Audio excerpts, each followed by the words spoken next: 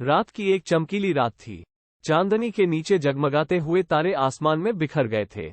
सब तरफ शांति का आभास हो रहा था। इस रात का वक्त था जब धरती अपने पूरे रूप में आराम से सो रही थी।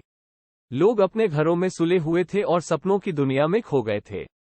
इस आराम भरे रात के बीच एक छोटा सा बच्चा अपने घर के छत पर सोने की कोशिश कर रहा था।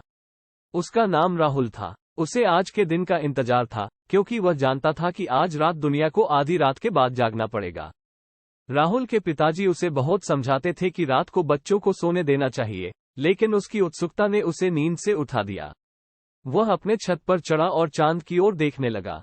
जब वह चांद को देखा तो वह आश्चर्यचकित हो गया। चांद के बीच में एक खरीदारी करने वाली कर्णफूली नजर आई। राहुल ने खुशी से उछलकर कहा, चांद भैया, मुझे भी कर्णफूली चाहिए। क्या आप मुझे इसे दे सकते हैं? चांद ने मुस्कानी देते हुए कहा, अवश्य राहुल, लेकिन तुम्हें ये याद रखना होगा कि ये कर्णफूली तुम्हें रात के बाद ही मिलेगी। राहुल ने हंसते हुए कहा, ठीक है चांद भैया, मैं इंतजार करूंगा। और वह अपनी आंखें बंद कर लिए।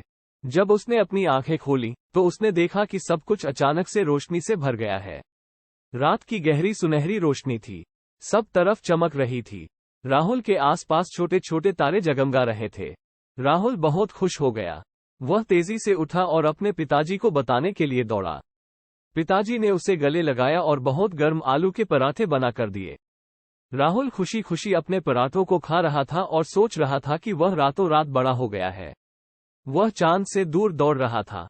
ये थी वह खास रात जब राहुल ने जान ली कि जितनी भी अचानक और रहस्यमय दुनिया इस संसार में हो सकती है, उसे सिर्फ रात में ही मिलती है। और उसका मन खुद को एक खुदाई खोजकर्ता के रूप में प्रस्तुत करने के लिए तैयार हो गया।